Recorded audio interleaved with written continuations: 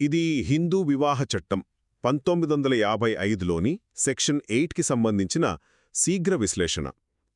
అసలు పెళ్లి జరిగిందని నిరూపించడానికి కావలసిన మ్యారేజ్ రిజిస్ట్రేషన్ ప్రక్రియ గురించి ఈ సెక్షన్ చెబుతుంది. కానీ ఇందులో చాలామందికి తెలియని ఒక భలే ఆశ్చర్యకరమైన ట్విస్ట్ కూడా ఉందండోయ్.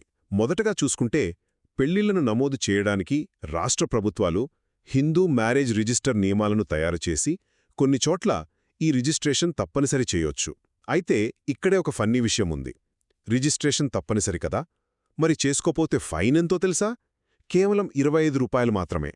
ఈ రోజుల్లో ఇంత తక్కువ జరిమానా వింటే నిజంగా ఆశ్చర్యం వేస్తుంది కదూ.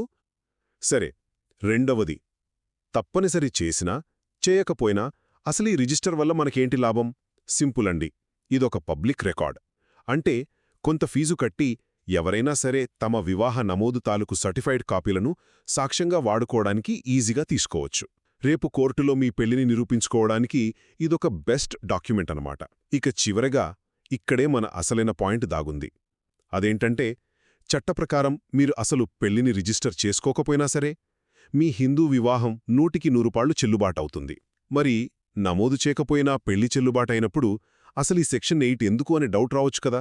దానికి ఆన్సర్ ఏంటంటే ఈ సెక్షన్ ఉద్దేశ్యం కేవలం కోర్టులో చూపించడానికి ఒక పేపర్ సాక్ష్యాన్ని సృష్టించడం కోసమే కానీ మీ ఆచారాల ప్రకారం జరిగిన పెళ్లి చెల్లుబాటుని నిర్ణయించడానికి కాదు. ఒక్క మాటలో చెప్పాలంటే మ్యారేజ్ రిజిస్ట్రేషన్ అనేది మీ పెళ్లి జరిగిందని నిరూపించుకోవడానికి ఒక బలమైన సాక్ష్యం మాత్రమే. కానీ ఆ రిజిస్ట్రేషన్ లేనంత మాత్రాన మీ వివాహ బంధం చట్టవిరుద్ధం ఏమీ కాబోదు. ఇది